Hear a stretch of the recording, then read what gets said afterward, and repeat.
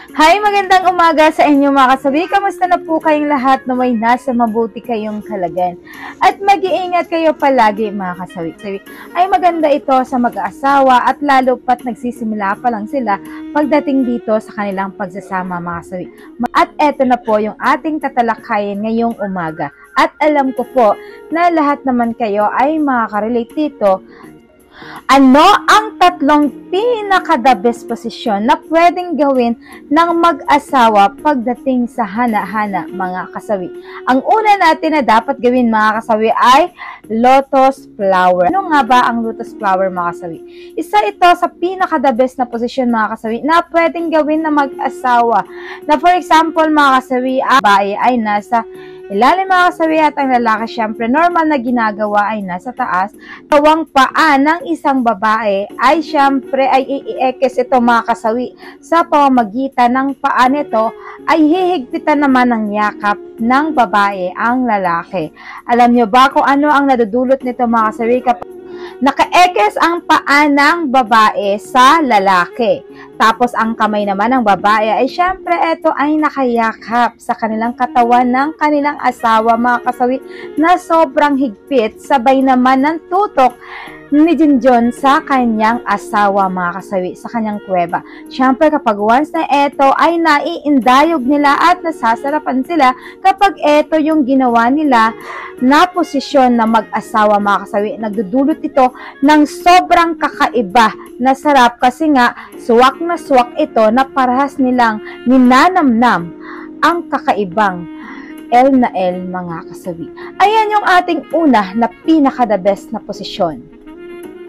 Ang pangalawa naman mga kasawi is triple dog dare. Ayan, alam nyo ba mga kasawi na isa ito sa pinaka-the best na posisyon na ginagawa ng mag-asawa, lalo't lalo pa yung nag-uumpisa pa lang na mag-asawa mga kasawi kasi nagkakaroon sila ng foreplay pagdating dito sa hana-hana mga kasawi. Siyempre ang bagong kasal, for example mga kasawi, ay diba nagdudulot ito ng unang-una talaga is gustong-gusto nila makagawa ng mga posisyon na pinaka-the best mga kasawi. Siyempre, nag-explore ito ng kakaibang foreplay. Siyempre, ang babae, kailangan ito ay nakadapa. At siyempre, pag nakadapa na ito, ay gagamitan ng kanilang siko para at least andon ang bigat sa kanilang siko, mga kasawi. Kapag once na ito ay nakadapa na siya, ang babae, ang kanilang asawa, siya lalaki naman, ay alam niya na.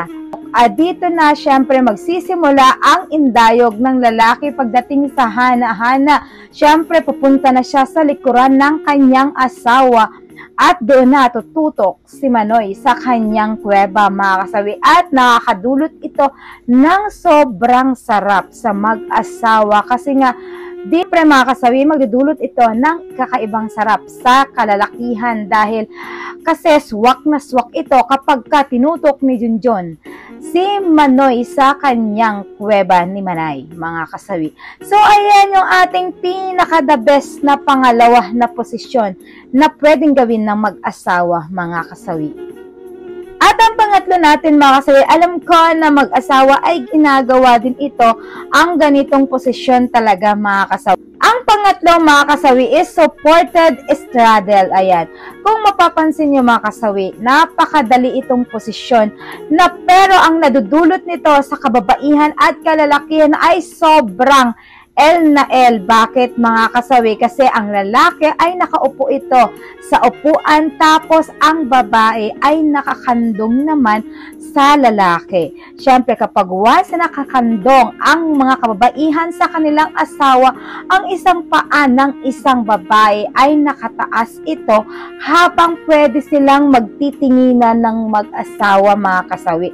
Siyempre habang sila ay nagtitinginan mga kasawi ay nagdudulot ito ng romance sa kanila. Siyempre doon na unti-unting maghahalikan ang mag-asawa simula lips hanggang leeg mga kasawi at pwede itong yakapin nila ang isa't isa at nagdudulot ito ng kakaibang L na L mga kasawi kasi nag-uumpisa na ang init ng kanilang nararamdaman. At syempre habang ginagawa nila ito habang ito ay ginagawa nila mga kasawi is pwede silang mag eyes to eyes dalawa mga kasawi na habang ini-enjoy nila yung moment na ginagawa nilang mga kasawi.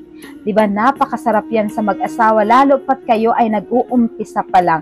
At syempre mga kasawi, sabi ko nga sa inyo, hindi lahat ng mag-asawa ay ginagawa ito. Ayan. Syempre may mga iba't ibang mag-asawa na pinaka-the best na posisyon na ginagawa nila. Ito lang ay base sa aking na research at syempre base sa mga couple na natatanungan ko mga kasawi. At syempre kayo, meron din kayong posisyon na special na ginagawa ninyong na mag-asawa. Pero yan ay napakasarap talaga mga kasawi. Kapag nasubukan nyo ito at gawin nyo ito sa inyong mga asawa, ay masasabi nyo talaga na isa ito sa pinaka-the best na posisyon na gagawin niyo ng mag-asawa. Ayan yung ating pangatlo na pinaka-the best na posisyon mga kasawi. At syempre, hindi mawawala yung aking advice sa topic na ito, mga kasawi. Ayan. Sa lahat ng mag-asawa, ayan, alam nyo ba, napaka-importante ito na ginagawa natin ang pag-foreplay. Kasi alam nyo ba kung bakit, mga kasawi? Sa mag-asawa kasi is iba talaga kapag ka merong foreplay yung pagdating sa hana-hana, mga kasawi. Kasi nagdudulot ito ng sobra na kasarapan sa atin, 'di ba? Aaminin natin, ayaw nyo mang aminin sa sarili ninyo, pero pagdating talaga sa hana-hana mga kasawi, alam nyo ba, nalalabas ng isang babae at isang lalaki ang kanilang galing pagdating dito, lalo na kapag sila ay L na L na mga kasawi. Kaya sa mga kababaihan, ayan, wag na wag kayong mahihiya kung gustong-gusto nyo ito gawin sa inyong asawa at sabihin ninyo kung ano ang mga posisyon na gustong-gusto niyo mga kasawi. Kasi napaka-importante yan sa mga kalalakihan kung ano ang gusto ninyo para at least gawin nila ito sa inyo at para naman masatisfying kayong mga kababaihan. Siyempre, ganun din yung mga babae.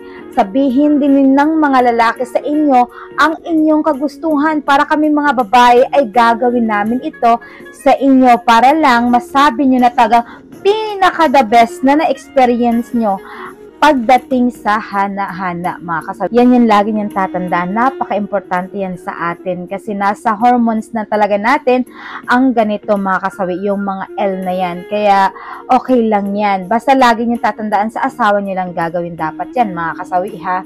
Yan lang po yung aking advice sa topic na ito. Maraming salamat sa patuloy na pagsusuporta niyo sa akin sa walang sawang pag-share at pagko-comment.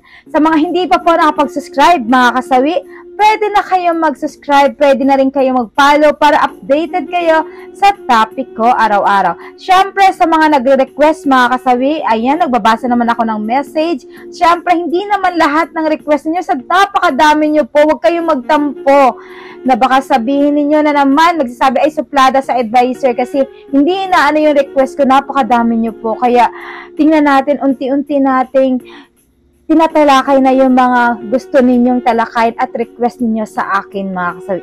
Yan lang po mga kasawi. Maraming salamat. Bye!